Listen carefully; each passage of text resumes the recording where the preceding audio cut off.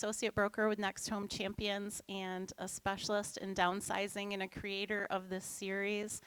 I am so delighted to have all of you here today, right before Christmas. It's such a special time. And unfortunately, I'm going to start it out on a rather serious and sad note. And so if I look a little off and sound a little off, I am.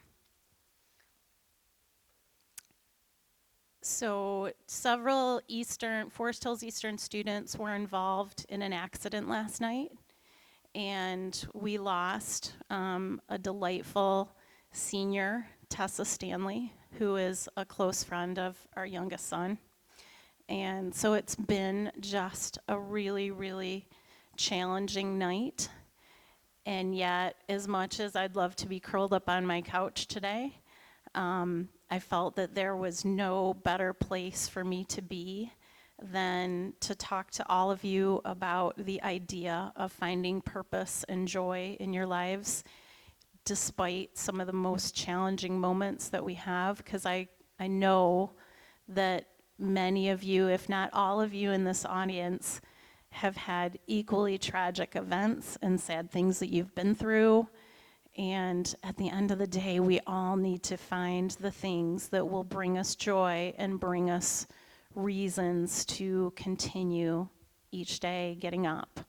So I'm going to try my best to be up and to spread joy today. And so I'm going to kind of go back to my script, and I'm just going to do my best. And I ask that any of you that are open to it, if you would keep these families in your thoughts and in your prayers, because I know there are a lot of people who are hurting today. So thank you for that. So today we're talking about finding purpose at any age. So throughout our lives, we have all kinds of different roles. When you were younger, you likely started out as a student, and at some point you graduated high school, college, possibly trade school. If you were lucky, you found a person that you really enjoyed hanging out with and that you wanted to do life with for a long time. And then it was really likely that at some point you also became a parent. Our roles give us purpose. They give us a reason to get up in the morning, even when we're tired. When others are counting on us, we find the strength we need to do the things that need to be done, even when it's really hard. And if our motivation for getting up and even our self-worth is dependent on our success in these roles, we can find ourselves really lost as those roles morph and as they change, as our physical abilities change as well. Often just because of age and other circumstances beyond our control. So I'm going to go out on a limb here and just kind of talk about the fact that this is definitely something that is, right in the forefront of my mind and something that I struggle with. In terms of the last 25 years of my life, I have been wife to Mark and mom to Brayton, Paige, and Nate. In this next year, we're marrying off a daughter to a wonderful man named Jacob, and our youngest is getting ready to graduate high school, so we're going to be empty nesters. So the last many, many years have been filled with those duties of a mom, professional volunteer, sports enthusiast. Even if you weren't really enthusiastic, you had to be. I do really love football these days, but, party planner, classroom volunteer, and so forth. In between a job that I love, that I work 7 days a week. So, and anybody who knows me knows that I really, really love to work. And so I think about that as time goes on. If I do a lot of physical labor these days, if my abilities in that are to change, and of course my roles as a mom are getting ready to change, I have to really figure out what it's going to take for me to still have that purpose. How can I continue to have the same level of get up and go every day if some of the people who have needed me for so long just don't need me as much these days? So I'm really looking at that. And these three gentlemen up on our stage are just very cool and all so very, very passionate in three completely different areas. And so today's going to be pretty unique. It's going to be a little bit of church and a little bit of a coffee house mixed with some really good advice and a travelogue. So I want you to just kind of sit down, strap in, and I'm excited to have them introduce themselves, starting with Kevin Baker. Yeah, my name is Kevin Baker. I bring church to the mix. Like, which one is church? That's me. I'm a pastor at Ada Bible Church here in Grand Rapids. We have 4 locations around the city, and I'm just down the road at the Knapp Street campus, down by Knapp's Corner. I'm Eric Sattler with EJS Travel. I'm a travel advisor and just love working with people in all situations. For example, Paige and her husband planning their honeymoon, and all the way up through seniors and everything in between. So yeah, just really love sharing my passion for travel with others, and I'm happy to be here this morning. Yeah, my name is John Mulder. I am a hospice and palliative physician here in Grand Rapids. I've been here for about 17 years, although I've been doing this kind of work for close to 40 years. And I have a couple of different objectives in that work. One is to relieve the burden of suffering for people that have illnesses that have come upon their lives. And the other, and to what Laura was talking about earlier, is the opportunity to let people know that within each moment there is the opportunity for joy, and to help them find that, and to help with my patient population to remove the barriers that prevent them from finding joy in their life. So that's sort of what I do professionally. I don't know how much of that you'd send a bio through. Okay, well, so just one little change. It indicates that my wife and I have 8 kids, which is correct. However, when you have 8 kids of childbearing age, the grandkids, it's kind of like the meter on the gas pump that just keeps going and going. So it says 11, but we're now up to 13 over the last since that was printed. So thanks. Well, thank you all for being here. I would be amiss. I feel so incredibly fortunate not only to have all of you that come month after month for great information, but that I get such amazing, talented speakers who have so much to offer that take of their time and their talents to be here today. And I just want to, before we start, give them a quick round of applause, if you would.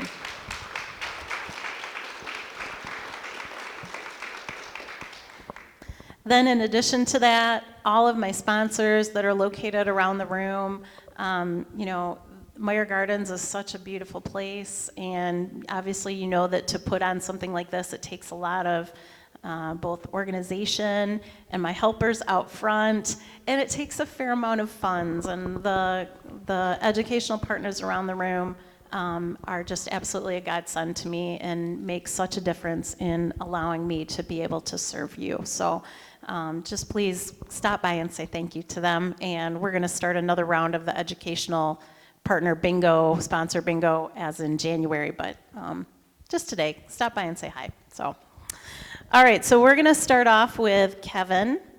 And Kevin, I'm so thrilled to have you here today. I have to confess that I often struggle with the idea of talking about my personal faith to anyone that doesn't share my beliefs. And I feel it's really important to always be respectful of others, and sometimes in my book that also means, never having that conflict or conversations that can be really tough. But that being said, we're going to walk in some different territory today because Kevin flat out told me that he could not talk about the concept of faith without talking about Jesus.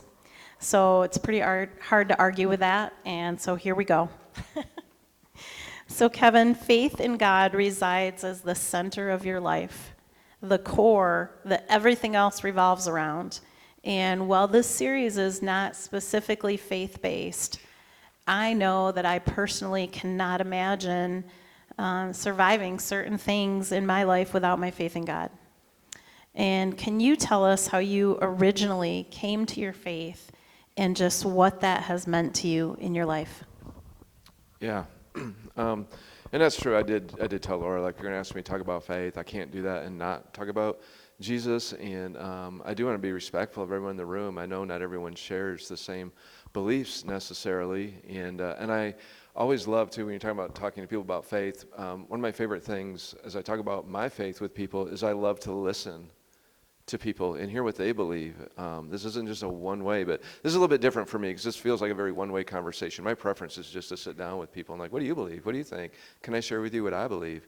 And have a back and forth. So this is going to be more just sharing with you what I believe. The way I came to faith, let me start by saying I think there's two great lies in coming to faith before God, God a creator.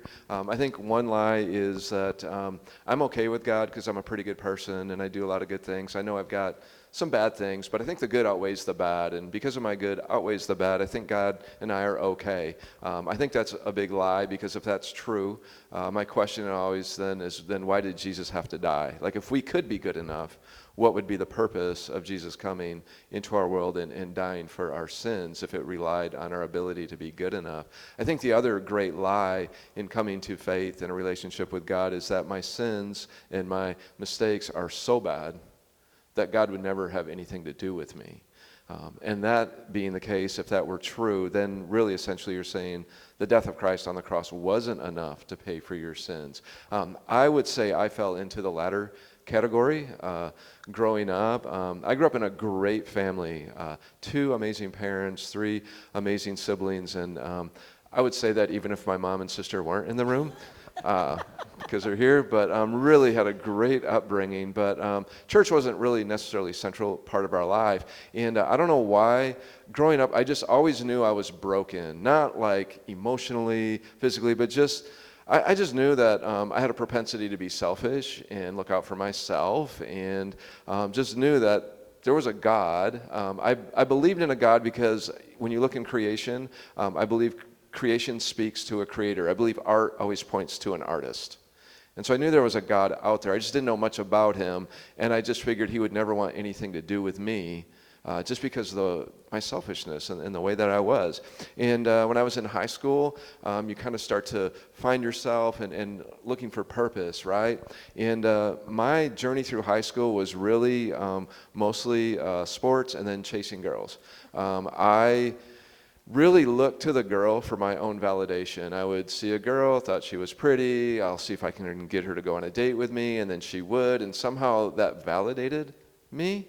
And so I was looking to girls to validate me, and then I would date her, but then I wouldn't always necessarily treat her appropriately or respectfully, and it was a very selfish way of journeying through that. And then when I got off to college, again, just still searching for purpose and identity, I was very much a people pleaser.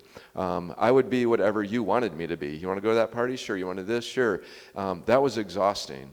And I don't have time to flesh it all out, but what happened to me in college is I just spiraled into such a deep darkness of trying to please everybody and realizing I couldn't make everybody happy. And I got the dark thoughts that the only way not to disappoint people was if I just wasn't at all. And so as a college freshman at the age of 18, I just tried to end my life. So made an attempt on that. My mom does not like to hear that part of the story. But for reasons I still don't know, God spared me in that moment. I don't know what happened, but I was rescued somehow. No one ever really told me. What I did know coming out of that is I could never try that again, because I did see the devastation that would cause to my family and my parents. So then I just lived very recklessly. A lot of substance abuse, a very reckless life, and then that way if something happened to me, it would be an accident, and I would exit this world, and it would be accidental. That's how I lived my life for a number of years. And then I met a girl who I really liked, and she went to church, and I followed the girl to church.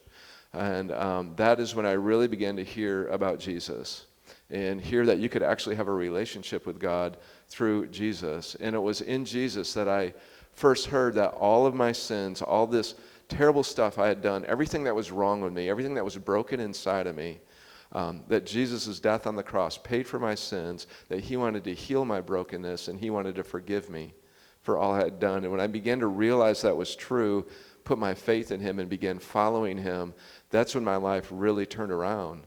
And that's when I began to realize my life does have a purpose. And I actually have hope. I'm still broken. I still mess up. It's not that everything is perfect, but I'm never without hope and purpose because of the relationship I have with God through Christ, who has forgiven me and paid for all of that on the cross. That was the big turning point in my life.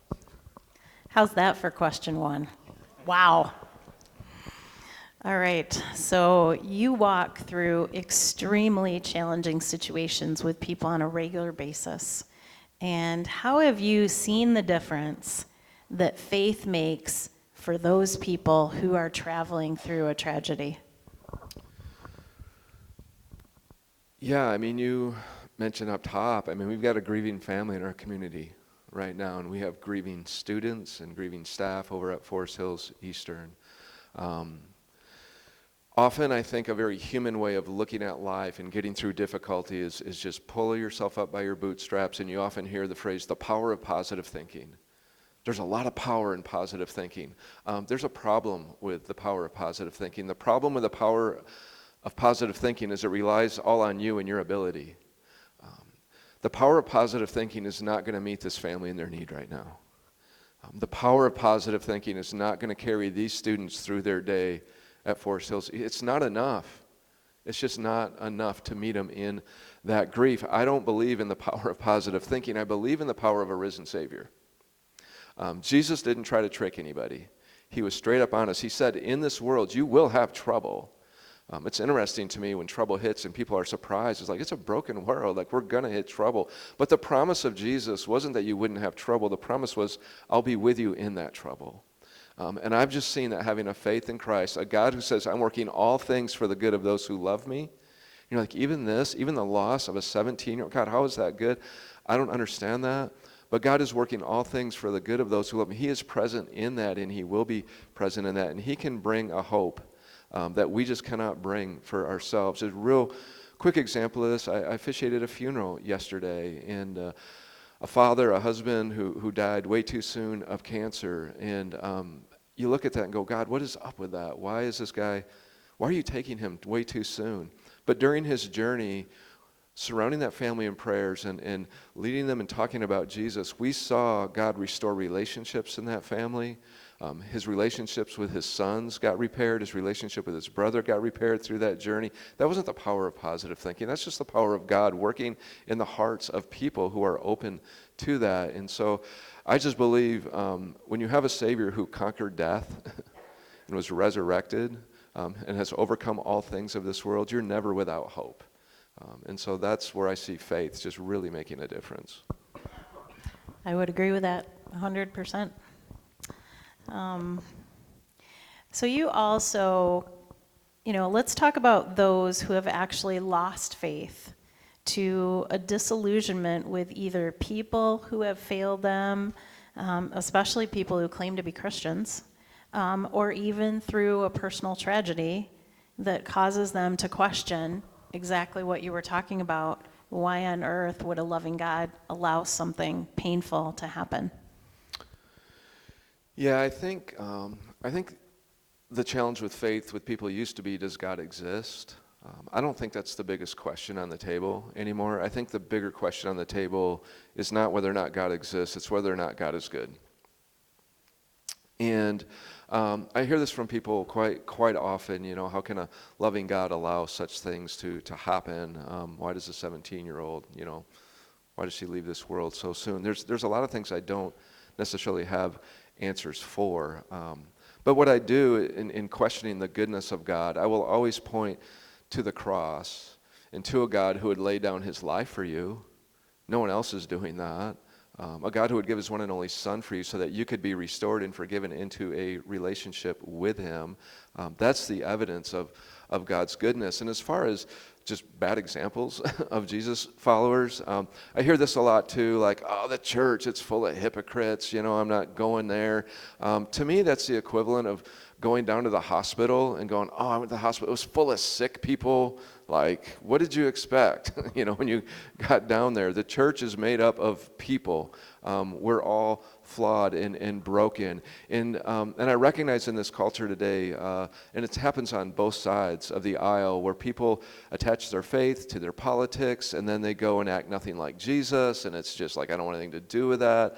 I've got even members of my family who have pushed the faith away because of people who claim to follow Jesus and then do it really poorly. Like, I don't want anything to do with that.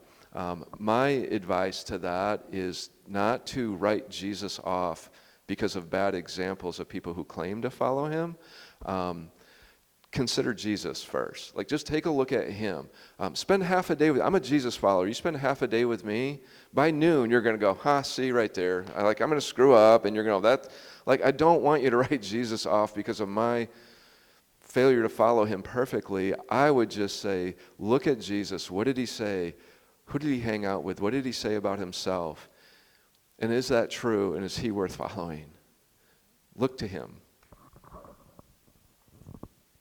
So, as a leader at Ada Bible, you encourage people not only in their beliefs, but also to really plug into the church itself and support each other as a family would. And can you tell us any stories of how the church family has surrounded an older adult who maybe didn't have the support of their own family? Yeah, I mean, we have a lot of stories like that. Our church is pretty sizable. It's really, really big. Even the campus that where I work and serve is very large. And so we encourage people to get into smaller communities, Bible studies, small groups we call them. Some people call them home groups that meet on a regular basis. Those are great connections for people who may not have family in town or nearby. And then within those smaller communities, those people just do an amazing job of serving each other, looking out for each other and loving each other really, really well. And again, my mom's here today. My mom is in an amazing small group from our church. Now, her kids are nearby. We do as much as we can to help and support and things on the home and this and that. But I've seen her small group just rally around her as well and caring for her. And guy from my church, when I couldn't get to it, he rallied up some guys and went and raked leaves, one time for my mom. And so there's just see this often in our church community where people are looking out for one another and serving one another and just taking care of each other. It happens all the time. And just with that, I would always encourage all of you to just look around. I mean, I have the opportunity of meeting so many seniors in what I do, and it's not uncommon for me to get in touch with a senior that either doesn't have any children or doesn't have any children that are here in the area. And it's hard for them to sometimes ask for the help that they need. And so if we're just all kind of looking out for that and jumping in where we can, I mean, I just really, really, really believe in that. What would you tell a person who truly has no idea what they believe? How would you encourage that person to be open to simply exploring how faith in Jesus could be the thing that maybe they've been looking for and just really didn't know that they were looking for it? Yeah, I would just encourage you to ask a lot of questions. Sometimes I see within the church people who will question God or have questions about God. They almost feel guilty about it. Like, is it okay to ask that, to doubt? I'm like, absolutely. Like, ask questions. And then I would say find somebody that you know is a follower of Jesus, models that well, and start a conversation and ask them, how did they come to follow Jesus? What difference does faith make in their life? And again, look for the person who seems to be modeling that well. Again, no one doing it perfectly, but the person, says, oh yeah, I'm a Christian, and then, treats their spouse poorly and cheats at work and rages about their politics. I'm like, don't ask them. Like, don't go to that person.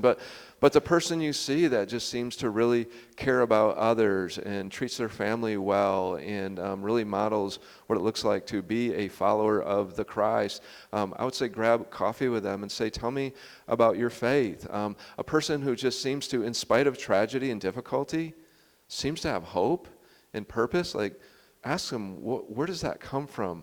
What is that like? And just ask questions. And then I would also encourage you, if you can get your hands on a Bible, read the Jesus stories, Matthew, Mark, Luke, John. Those are all the stories about Jesus. And just read about them. And just ask God, show me this Jesus. And again, what did he say? Who did he hang out with? What did he do? Is that a God you want to follow? Is that a Jesus you want to follow? Like, get to know the real Jesus. So lastly, part of being a Christian really involves helping others. And one of the things I wanted to touch upon today was that idea of volunteering and helping others. And can you share any stories of people, and especially older people, who truly found their joy in their own lives, specifically by helping others? Yeah, I think there is great joy when you serve other people. It's interesting. You probably have all heard this. You set out to bless somebody, and then when you walked away, you felt like you were blessed by the opportunity to be a blessing for somebody. And with a lot of older adults, I see a lot of older adults within our church serving in so many different ways. They serve on our hospitality team, greeting people as they come into church. We have groups that make cards, handmade cards as projects, and then staff, I'm on staff, we get to be the recipients of those cards. So when someone has a birthday, an anniversary, when someone's going through a difficult time or loss of a loved one, I can go to this little cabinet and pull out a handmade card and just for a special occasion that are made by volunteers within our church. We partner up with things like Kids Food Basket. We're feeding kids at Knapp Charter Elementary School, and so we have to put food bags together, and these are opportunities for people of all ages. I've seen families with little kids, and I've seen retired seniors there as well, putting these things together to go bless hungry kids that are here in our community. And you just see the joy that people have when they're doing that because they know they're making a difference in the lives of other people. There's countless ways that people within our church serve others in our community. They may never meet those people that they're serving, but just to be reminded that their work, their humble acts of simple service is making a difference in someone else's life. And we just believe when that hungry kid gets fed, when a single mom gets a car seat or some food that was donated by somebody, we just believe that's God's way of saying, I see you, I care for you, I love you. And he does that through people. And so we just see people experiencing joy through serving all the time. And just on a side note, that really is how I feel about serving all of you through this series. So I hope you all know that, even if I don't say it all the time. So we're going to move on to Eric. And Eric did a phenomenal job of helping my family plan a trip that was honestly my dream trip to Greece this past summer. And it was absolutely amazing. I just love travel, and for me, traveling with those I love is just right up there at it. It just brings so much joy to my heart, and the memories that we made on that 9-day trip are just amazing. So can you start by sharing your background and what made you decide to pursue travel as a full-time career? So I did not grow up traveling. My dad was a small business owner. He had a tool and die shop, and he loved what he did. He worked 6 days a week, 51 weeks a year. And I truly think he loved every minute of it, but that meant we didn't go on a lot of family vacations. We would do the long weekends to Cedar Point, Chicago. My only international experience was we would go to a Tiger game, and my dad would drive across the bridge, and to say that we'd been to Canada. That's a Michigan thing, right? But so it wasn't until I was married. So my wife had traveled a little bit. They had actually done a couple of family cruises, and this was back in the 80s, kind of before cruising was what it is today. So shortly after we were married, a couple of years after we were married, she suggested that would be our, a good vacation for us. I'm like, oh, I'm game. And it was just amazing. I loved every minute of it. We went out of San Juan.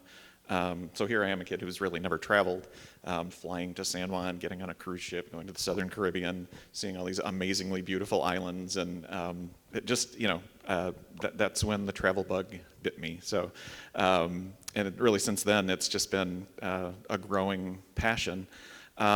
It's interesting. I grew up in Grand Rapids, my wife did as well.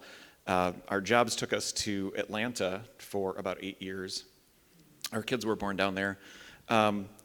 So what happened kind of during our kids' younger lives, even before our kids, we would take any time off that we had and come back to Michigan.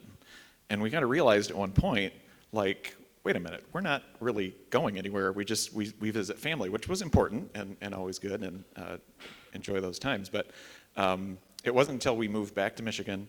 Has anybody ever heard the term gravity rapids? That people grow up in Grand Rapids, they move away, and then they come back for family and for what that is.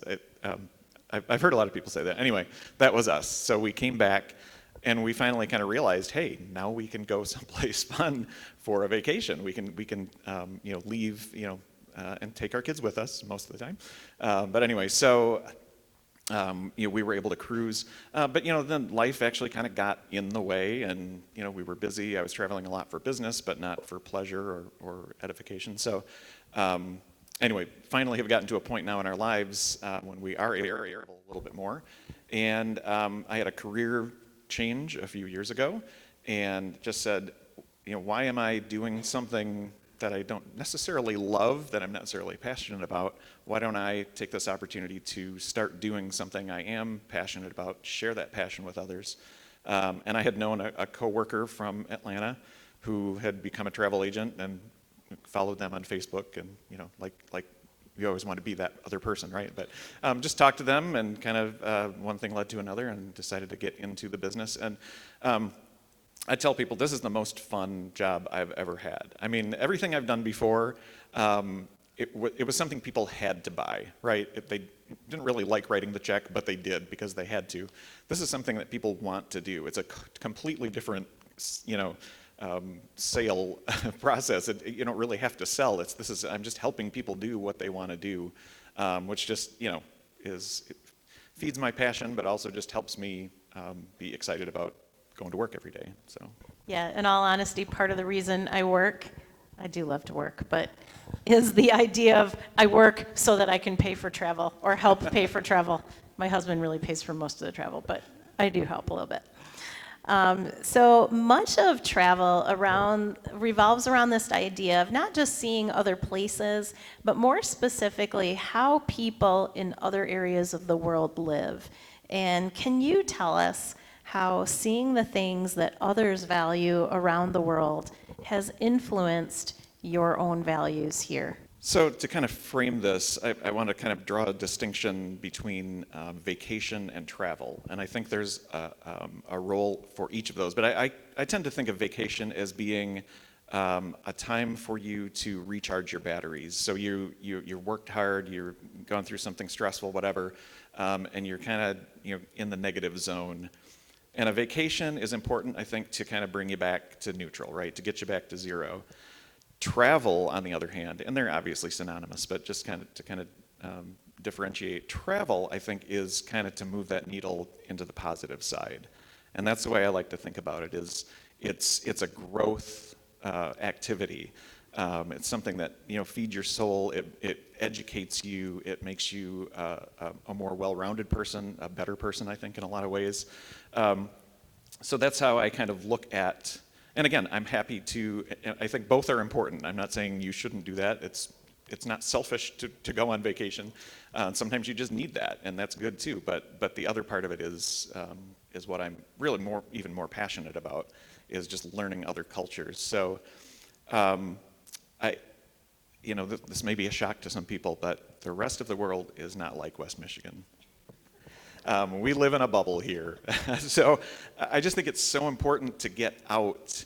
And it doesn't have to be, transatlantic. You don't have to go to Europe. You don't have to go to Asia. Just even getting outside of West Michigan. We were able to live in Chicago, Detroit, Atlanta, as I mentioned. We've been other places. Anywhere you go outside of where you usually are, I think, is an opportunity for you to grow. Even on a vacation, you can grow. Harder to do that when you're just sitting on the beach, for 7 days. But there's always opportunities to get to know other people, meet other people. When I travel, I like to, I do some of the touristy things. The first time I'm in someplace, I want to hit all the highlights, right? But I love to just go into the local neighborhoods. We'll just go for walks and walk through the neighborhoods. I just love to see how people live, where they live, the architecture, the structures that they live in, the places they gather. I love to go into the stores. I just love going into like grocery stores, kind of a weird thing, right? But just see what people, what do they buy? What do they eat? How are things packaged even? It's just interesting to see those differences. I've got a great story, try not to go off on a tangent, but we were in Berlin for a few days before a Baltic cruise, and we met some Americans on a train and just said, hey, where can we go for like a good local eating experience? And we told him where we were staying. He said, go 2 train stations beyond that, get up to the street level, and just anywhere around that corner, or that intersection, you'll find some. So we go into this restaurant. So we were well outside the city at this point, because we're cheap and we picked a lodging outside of the city. And so we get to this restaurant. Most of the people within kind of the Berlin city area were very multilingual. English was not a problem. We were in this restaurant. They didn't speak a word of English. We didn't speak a word of German. We're looking at this menu all in German. So we're trying to communicate with this server, and she was very friendly, but we literally couldn't, and I didn't know what I was looking at. So I'm pointing this thing that I kind of could figure out, thought it was meat, but beef, but I wasn't sure. So I knew I was okay when she said moo. That's how we communicated. Somehow we survived. But it was just a great. I love that experience. That's just when I can do something like that, that's a win for me. So. So just getting, seeing that local culture is just amazing. We love to ride on public transportation. I love to see how the locals get around. I don't want it's cool to get off the plane and have the sign with your name on it. You can do that, you can pay for that. I just love to figure out the transportation system and be with the locals. And so it's just that kind of experience, it helps me grow, it helps me understand how different people are and how similar people are, I guess. So, yeah. That is a great story. And I absolutely love learning about both history and learning about other cultures. And the joke within my family is no matter where we go on vacation, somebody has to be on mom duty because I will read every single plaque. And so my family ends up leaving me behind, and then somebody has to come back and find me. But I just really enjoy that, so. So travel is something that can change drastically depending on a person's both age and stage in life. And certainly when we were traveling with kids, that had one set of challenges. But traveling as we age, or traveling with aging parents, is also kind of a whole new ball game. So can you talk about some of the most important things that would-be travelers should take into consideration as they're planning a trip with an older person, or even as their own needs change? Yeah, I do think it's important, and I work with a lot of kind of multi-generational, like grandparents, their kids, and the grandkids, right, all going together on a trip. And I think it's just important to be honest and realistic about the limitations that some people may have. And again, it could be any age, right? But especially people that are getting a little bit older. I think the younger you are, the less you understand how difficult it is for older parents, the grandparents or whatever you want to call them, that generation, to get around. And I think a lot of times, nobody in here is like that, but you don't want to admit that, or you don't want to be the buzzkill when everybody's planning this vacation and they're going to go, hey, let's go hiking, and you're like, that's going to kill me, but okay, we'll do it. Just be honest, and don't get railroaded by the kids that want to do something that's beyond your capability. So be a part of the planning, and be honest. Don't make sure that you're not overscheduled. I think would be a key thing to think about.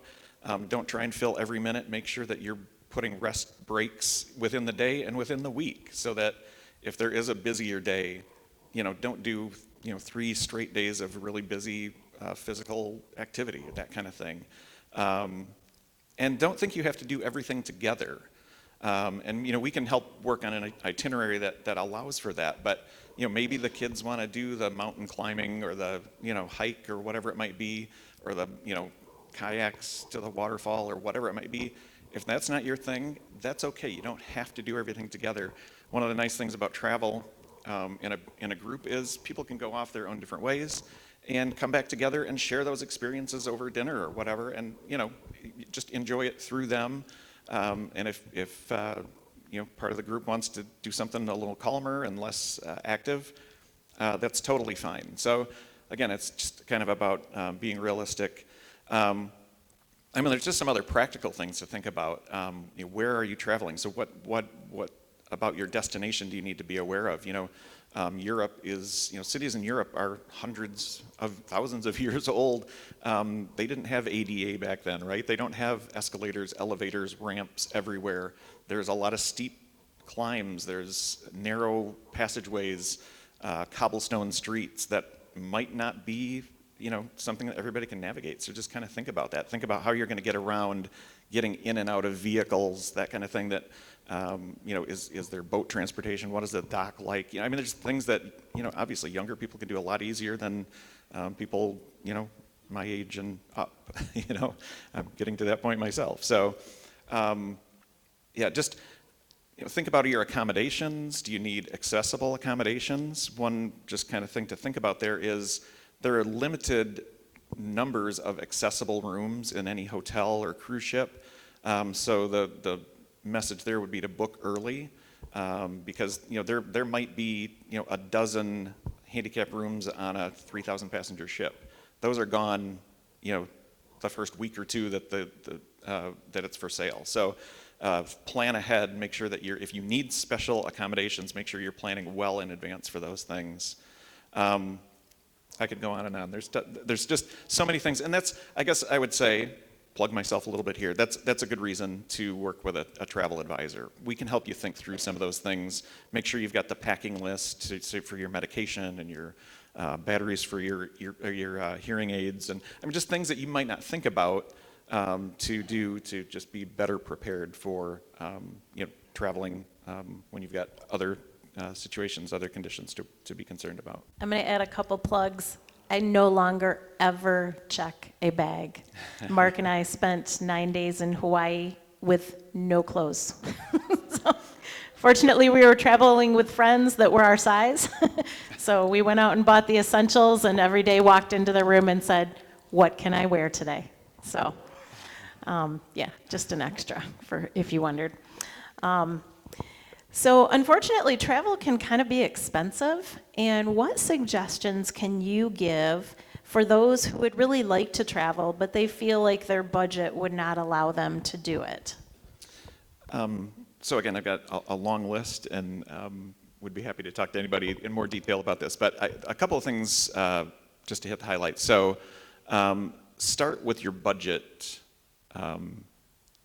instead of the other way around. So don't think, where do I want to go, but I've got X dollars, where can I go for that? If you're truly restricted to a budget, and then figure out a way to do that. And again, as a travel advisor, I can help you do that. There are certainly ways to economize. I guess one of the biggest things that many people have probably thought of is just choose the off season or shoulder season. So if there's a destination you really want to go to, choose the time that not everybody is there. There's sort of a rule in travel that travel is going to be busiest and most expensive when kids are out of school, which makes a lot of sense, right? That's when families can travel. Holidays, same kind of thing, right? That's when people have time off, they can travel. So that's supply and demand. It's basic economics. But if you can go to Europe in March, it's going to be cooler, maybe a little rainier, but the prices are lower, the crowds are smaller. So you can save some money and still see what you want to see. Just have to have appropriate expectations for that. So again, I would argue to book as early as you can. And I know there's sort of this myth out there that there's always last-minute deals. I see fewer and fewer of those all the time because the companies are getting smarter about how they price things. So they have less inventory that they're just trying to get rid of. But it still does happen. You might get a good deal. The myth about that, though, is Okay, great, you got a good deal on your cruise or your hotel, but you still got to get there, and now you're paying United or Delta the top dollar because your flights are going to be more expensive. So have you really saved anything? Overall, you probably haven't. It's pretty rare. Now, if you are a retiree in Florida, that's when, if you can drive to a cruise port, that's where you get the good deals because you don't have to worry about the transportation. But if you're coming from Grand Rapids, it's a completely different story. One other thing I'll just mention is, traveling, flying someplace.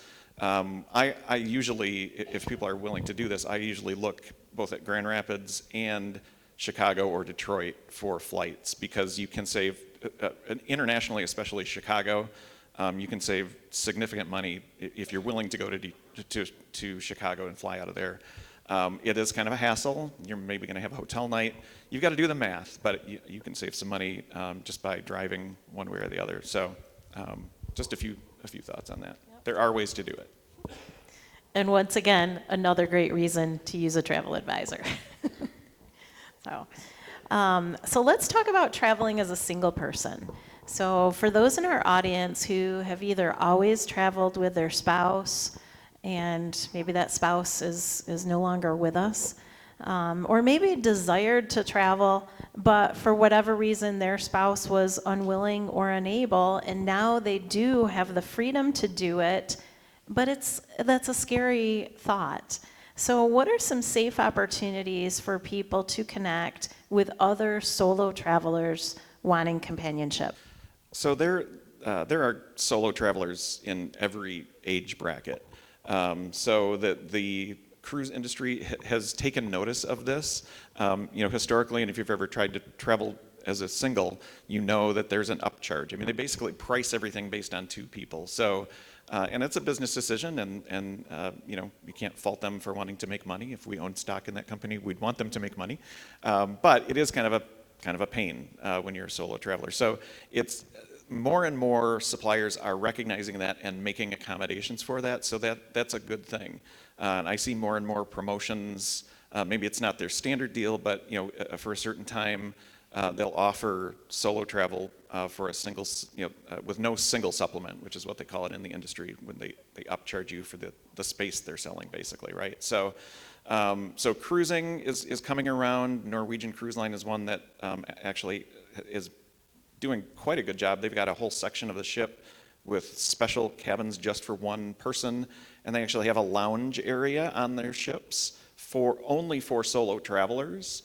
So you don't have to wander around the ship wondering, oh, there's a person alone. Is that a solo traveler? And everybody who's in that lounge is traveling by themselves, and it's an opportunity then to meet them, possibly partner up with them if you want to go on the same excursion or whatever. So that's a nice thing to see in the industry, and I hope that continues and grows.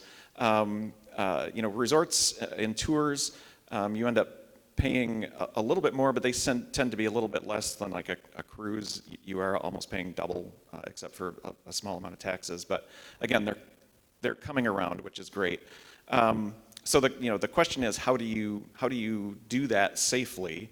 I would say I would really discourage anybody from doing fully independent solo travel, really at any age. I just think that opens you up to a lot of,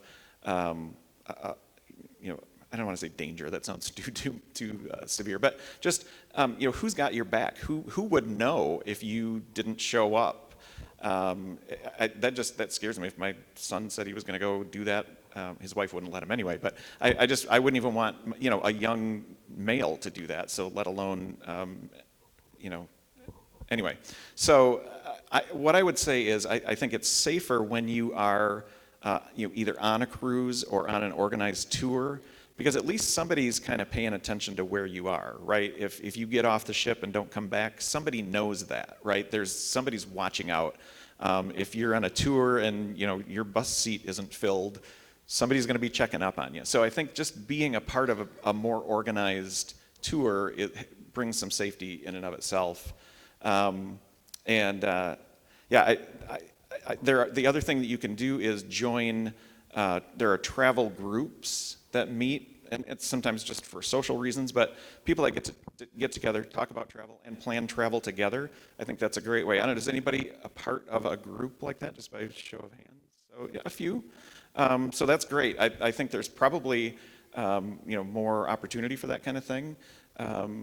And maybe as I was even thinking about this question and thinking through this, maybe that's something I can help facilitate. So, but that would be something to look for. I'm sure you can look for those on Facebook or on social media to see if those are available. Again, just so that you're going with somebody, just have somebody that's watching your back.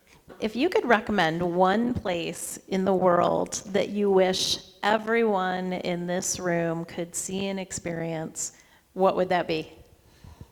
That is probably the hardest question you're asking me. So I could not come up with one. Other than Grand Rapids. Other than Grand Rapids. Well, of course. I came back here, everybody. I would say, well, yeah. I guess if I had to pick one, I'm going to say Paris. It's an amazing city. If you haven't been there, you should go. I'm not going to say you must go, but you should go. It's just, it's a big city like any other city, but it is a beautiful city. So much culture, so much history. I'll just tell you just a quick story. So we got to the airport, we bought the little city pass, which is another sort of one of my tips for people. So you get this, you pay one price, and it's either free or discounted admission to different things that you might want to see in the area. So we're walking down the street on our way to Notre Dame, and we walked by this Saint Chapelle thing, and we're like, what is this? And we looked on our thing, and we're like, oh, we can get in there for free. It's my favorite spot in Paris. It's this chapel, cathedral, I should probably know, but very narrow, very tall, stained glass all the way around. Just one of the most beautiful sights I've seen. And I would not have seen that had we not gotten that pass. But again, just finding those little places, and there's so many of them in Paris. I mean, just the way they decorate their bridges, for goodness sakes, it's just amazing. They're the entries to the Metropolitan. So anyway, Paris is my choice. But I've got about 20 others that I could probably tell you. Okay, so if any of you have questions on all the places that he could help you travel, you can talk to him after the presentation today. So, all right, we're going to go ahead and we're going to move on to Dr. Mulder. And Dr. Mulder, it's such a pleasure to have you here with us today. You wear so many very, very important hats here in our community, and especially within the area of palliative medicine. So we had talked about this a little bit last month with Dr. Jason Backrow, but for anyone who is new, could you touch upon the concept of palliative medicine just so that people can better understand what it is, and then also how you came to specialize in that area? Sure. Quite, briefly, palliative medicine is a subspecialty of medicine. You all have had interactions with the healthcare system. You have primary care physicians, and you have specialist physicians, your cardiologist, gastroenterologist, your orthopods and such. Palliative medicine is just another subspecialty of medicine. Our focus is on the relief of suffering and the improvement of the quality of life for people that are living with life-defining illnesses. So let me say that again. The relief of suffering and the improvement of the quality of life for people who have been living with life-defining illnesses. So something has come your way, and you say, I didn't ask for this, I didn't want this, but now this is part of my story. And this illness may indeed result in some limitations in your life. It might be some symptom burden. It might be a life-limiting illness where with this diagnosis we know that life now is short, much shorter than we wanted it to be. And there might be some functional or disabling aspects of this disease. Palliative medicine is the specialty that helps you navigate that, walks along with you, doesn't replace any physicians. If you have, for example, Lou Gehrig's disease, ALS, you're still going to be seeing your neurologist and your ALS team, but you could have a palliative physician walking alongside you to make sure that you're functioning as best as possible, that you're experiencing the things in life that are important to you. So we are often mistaken for hospice. We work very closely with our hospice partners. We grew out of the hospice industry, quite frankly. But hospice is very, very specifically limited to end-of-life care. Palliative medicine can be provided at any point in time during the trajectory of an illness. So as far as how I got into it, through the back door, quite frankly. My dad was diagnosed with cancer when I was in med school and died a year to the day later, 5 days before my graduation from med school. So my entire fourth year of med school was dealing with my dad's declining health. And it was a very, very difficult time for the family. This was back, he was diagnosed in '79, died in 1980. We didn't have hospices back then. I'm not even sure the word palliative medicine had been invented yet.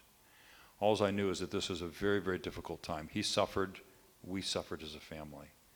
A lot of questions that were raised. And as I, walked across the stage and took that diploma, I just kept thinking, there's got to be a better way. So I go into a residence here in Grand Rapids.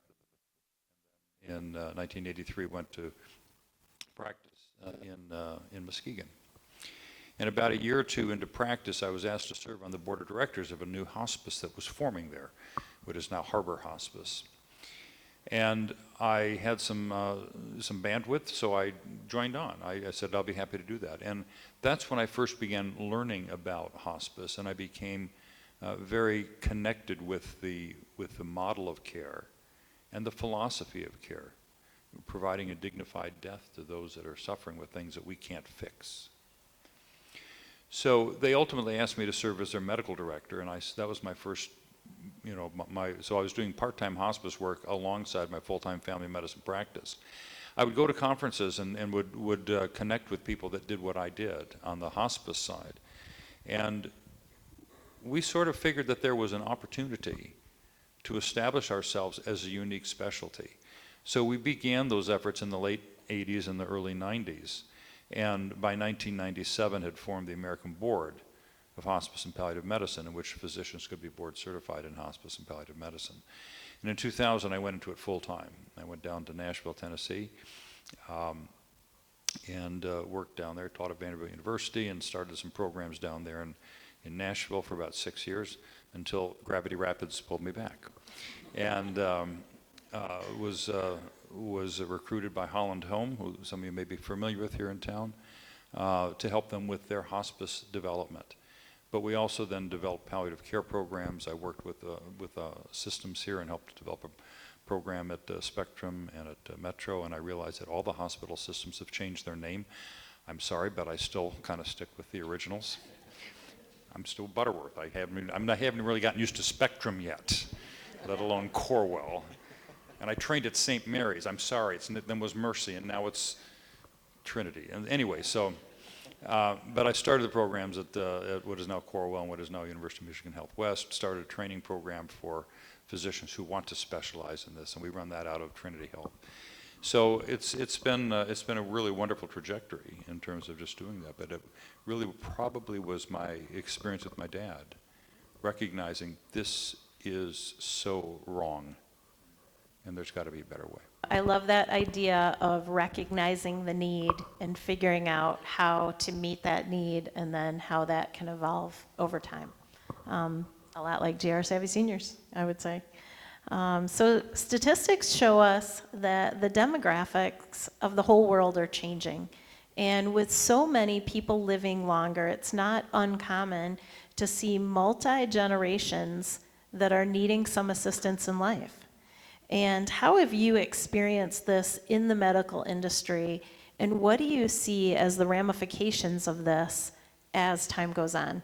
That's a challenging question.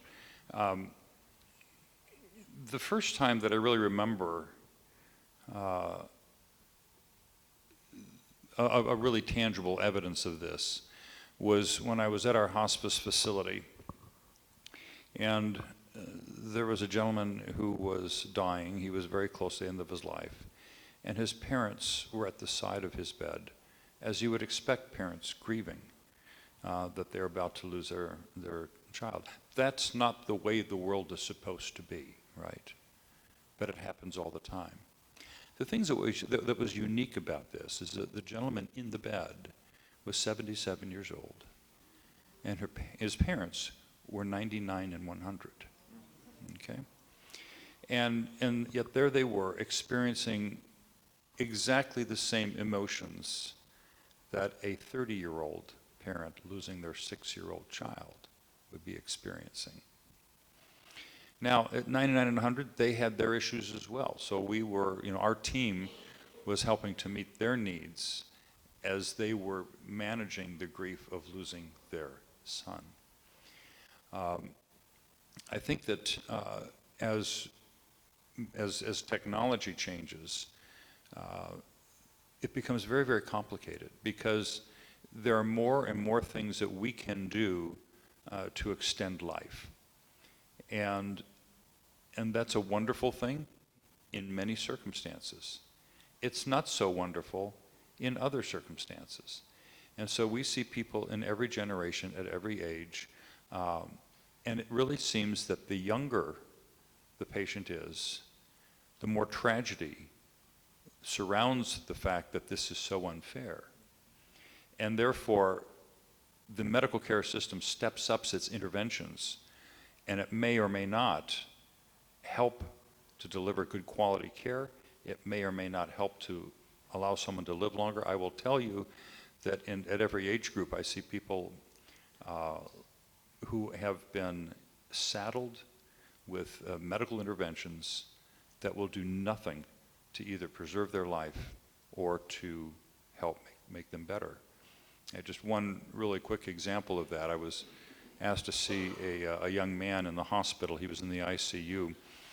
And this was August of whatever year it was, and he had been injured in April, so 4 months earlier, in a bicycle accident.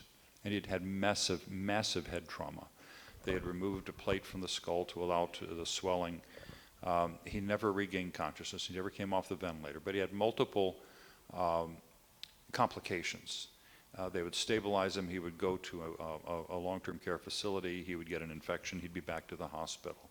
They would stabilize him. He'd go back to the long-term care facility, back and forth, back and forth. And so now he's back in the hospital, again, always in the ICU because he was on the ventilator, couldn't get off of that. Never, ever regained even an ounce of consciousness, and never would because of the extent of his brain damage.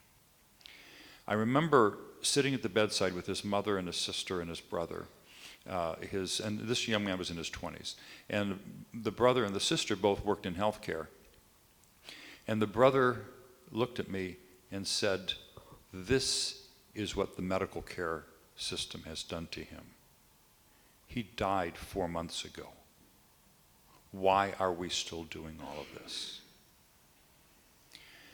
So in palliative medicine, what I do, and I've done this with everyone from neonates, pediatric side, to the oldest, to say, let's take a look at, first of all, what is the reality of the medical situation? Is this something that is going to provide value and benefit to a patient or not? And what is sacred to you? If the patient has the capacity to answer that, great. If it's the family that I'm asking that to, what is sacred to you? What is sacred to him or to her? Because my job is to make sure that everything we do centers around what is important and of greatest value to the patient in the bed. So that we're not doing things that make no difference, but we're doing things that bring richness and value and support what it is that's important to them. And I won't get, because I could tell stories all day of how that plays out in real life. And he actually does on a really amazing podcast that he has too. So I'm just going to... And we're going to plug that too? Yeah, absolutely. It's called Palliative Matters, and it is available anywhere you stream your podcasts. So. Thank you. See? I'm all about marketing. Yeah. So, how has working with patients and their families in palliative care influenced your life view of things like success and happiness? Wow, you write some really great questions, Laura. That didn't make it easy on us. Absolutely. Well, I can remember very, very early on seeing the relationships that I envied. I didn't have that kind of a relationship with a fill in the gap, with a parent, a sibling, or a spouse. And I remember that, going back many, many years, my focus was always on, when I see that, what is it that makes that situation unique, and how can I be a better, fill in the blank, husband, brother, father, son? And so I would say that the brevity of life becomes very, very real. The preciousness of life becomes very, very real. And so the area of focus on what we focus on changes. I would also have to say that I've had my own interesting intersections with the medical care system. Now, without going into too much gruesome detail, it's just more interesting. A few years ago, I had a terminal lung disease that was diagnosed, and so that began influencing how I viewed life, happiness, success. And, we talk about travel. I love to travel too. I've been to 49 states. Never made it to Hawaii. Okay. I know you can get me there. So, so one might say that it's on my bucket list. Okay? So now I'm saddled with a terminal disease. How important is it for me to see Hawaii? At that point in time, I had a kid in Seattle, I had a kid in San Francisco, kid in Denver, a kid in Nashville. Those seem a little more important destinations for me than Hawaii, although I'm sure it's a beautiful place. Then this past April, I suffered, again in medical terminology, it's called an aortic dissection, which is a pretty daunting thing. If any of you are in medicine, usually people just drop their jaw a little bit. Most of the people that suffer a dissection don't make it to the hospital. Those that do, the majority don't survive the surgery for it. So I'm extraordinarily fortunate to be able to be here. So success and happiness, how do I define that? God has given us all talents that we use for His glory and we use for the purposes of making life better for those around us. I feel very fortunate that I get to do what I enjoy doing. I'm here this morning not because of any reason other than I wanted to be here. Laura had asked me. I said that sounds like a fun and interesting thing that I would enjoy doing. I would enjoy the audience. And so I do it because there's going to be, when I, every night, the last night before I go to bed, I chronicle 3 good things that happened to me today. And number 1 is always my wife and the donor family. Number 2, then, and 3 are the things, and this is going to be probably number 2 on my list. The day's only half over, so I don't know what number 3 is going to be yet. I'm very happy to have made that list for sure. So building on that idea of how our life roles really tend to define us, how would you counsel a patient, especially those of us that might be just a little type A, who can no longer physically do the things that have always brought them that joy and that purpose in their life? It's not only that it brought them joy and purpose, unfortunately, and it is unfortunate, it is how many people define their value and their worth as a person in terms of what they do, okay? And it might sound trite, but you matter because of who you are, not what you do. And just by virtue of being, you have value in this world. And you have the opportunity to be able to share and radiate love, hope, promise, even in what seem to be desperate circumstances. I remember I walked into a room in our inpatient hospice unit once, and there was a woman there who was particularly, she was a bright light in everybody's life. You walk in, she's smiling, she greets everybody, and she lifts the mood for those around her. She had a very rare type of a lung cancer that was progressive, and it restricted her, so she had a very, very difficult time breathing. She couldn't get out of bed anymore. She needed help with everything, with eating, even turning toileting, everything she needed help with. And I walked in one day and I said, I noticed that she seemed a little sour. She was frowning and just didn't seem to have the same spark that she usually did. And I said, what's going on? She said, so I just realized this is it for me. This is all I'm going to be able to do. And what is the purpose of me being here if I'm just lying in bed and having to depend on everybody for all these things? And I said, well, you don't appreciate the difference you've made in the world around you, that you make every day. Someone comes in to empty the trash, and you greet them and you smile at them. Their day has changed because of the light that you have brought into their lives. When someone comes in, your attitude, and everybody loves coming into your room because you share joy with them. I can't think of anything more important in life than that. The fact that you're in the bed is irrelevant because that's what you're able to do because of who you are. And I think it's important to get caught up in what I can't do anymore, and I can't do the things that used to define me as a person, but there's still great value in who God made you and the love that you still have that you can very, very easily pass on to someone else simply by smiling at them. It's amazing how far that goes. Well, and that really leads us right into our next question, that you and your wife have 8 children and now 13 grandchildren. God bless you, by the way. Well, at the last, I don't know. I was going to say 3 about did me in. I haven't checked my texts while we've been up here. It could be 14 now. I don't know.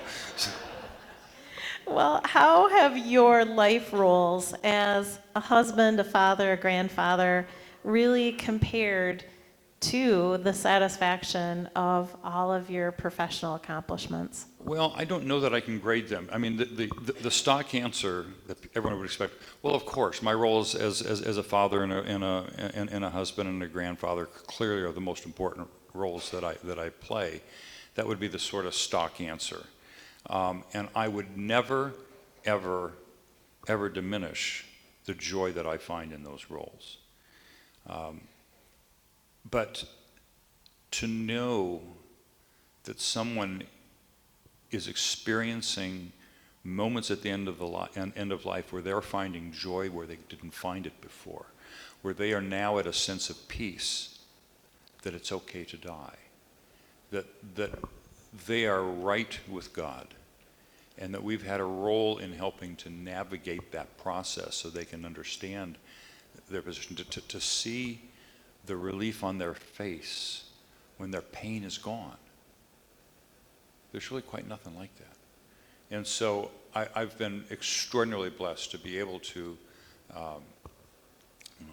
what I would claim to be successful as a physician because of how my patients have died. And, I had a doc come up to me once and said, boy, I admire what you do. I could never work in a specialty where all my patients died. And I waited for a second to see if he would appreciate the idiocy of what he just told me. And he didn't. So I said, I'd be curious to shadow you someday and meet some of these patients who are never going to die. He says, oh, you know what I mean. And I said, well, unfortunately I do. And that's the attitude a lot of people have relative to death and dying. The docs want to ignore that. Hang on a second, someone's calling. Okay. Not one of the kids, so I'm not going to take it.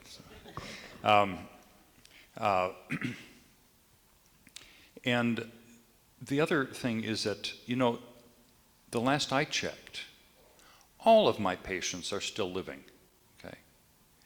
And it's an attitudinal thing that we're not looking at dying as the process. We're looking at how do we live in the midst of having something we know we can't fix. There may be a shorter lifespan. I have a very short lifespan based on my lung transplant. I didn't tell you that. I said I had this terminal lung disease. I forgot to tell you the other point. I had a lung transplant. But that gives me a shortened lifespan. Having had an aortic dissection shortens my lifespan. And so the question is not, when am I going to die or am I dying? The question is, how do I want to live between today and whenever that comes? I hope it's a long time off, but I don't know. You're all going to be facing that, by the way. 90% of you will be given a diagnosis or a circumstance that you know is going to be on a death certificate. We just don't know when. So the question is, how do you want to live between now and then? A lot of life to live. And for many of you, you need to see Eric because there's some life you want to live that he can help you with.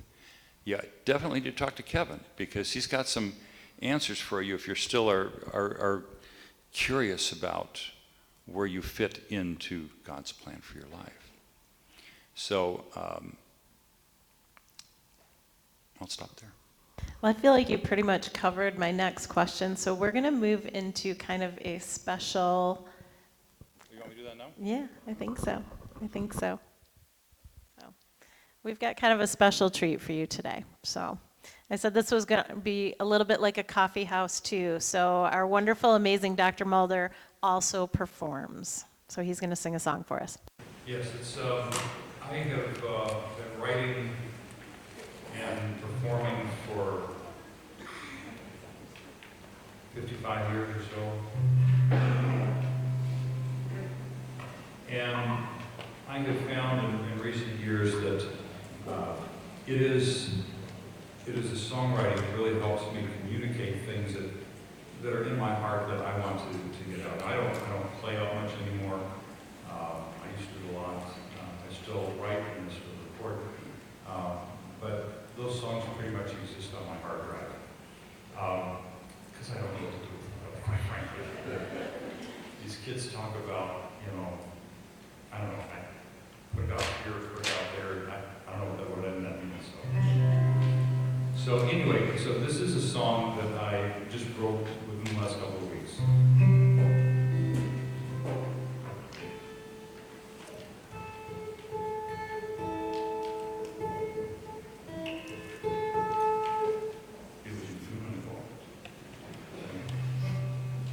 Anyway, so I just wanted to share this thought with you.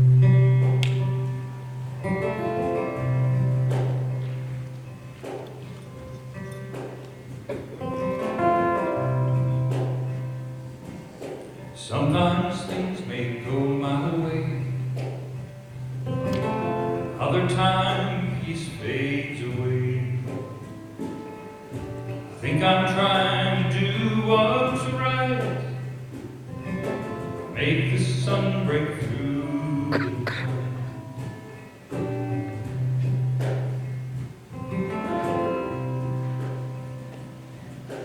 Love my kids, love my wife, I've had to suffer a share in life. I guess it's something we all must bear, knowing that life's not always fair.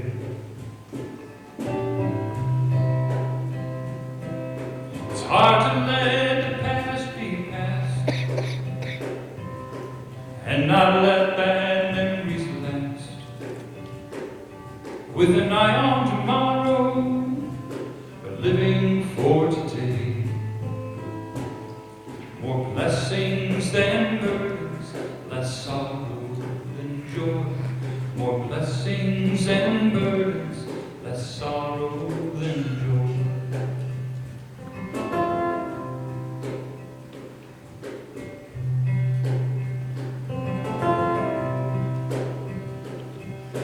I get love from this old guitar. That's not where all mercies are. God and family and friends is where true meaning starts and ends. It's where true meaning starts and ends. It's hard to let the past be past and not let bad memories last. With an eye on tomorrow, living for today. More blessings than blessings and burdens, less sorrow than joy. More blessings and burdens, less sorrow than joy. More blessings and burdens, less sorrow than joy.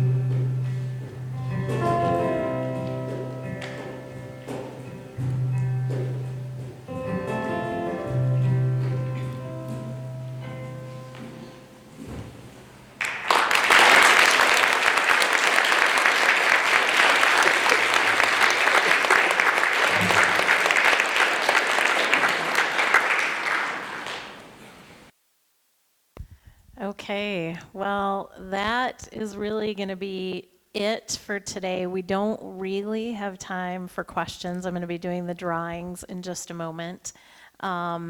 So please keep in mind to fill out your yellow feedback sheets. And anyone, if you want more information from the speakers, if you want information from any of our sponsors and educational partners on any of these things, please fill it out here. Mary Jo will reach out to you and just find out more about what you need and connect you to the right person. And if you've got a need that's not on this list, just let us know. We're here to hopefully connect you to whatever resources that you need here in our community, and we've got some amazing, amazing partners that we work with. And just thank you again to our sponsors around the room who help me provide this to you. So give a round to our sponsors for just a moment before we move on.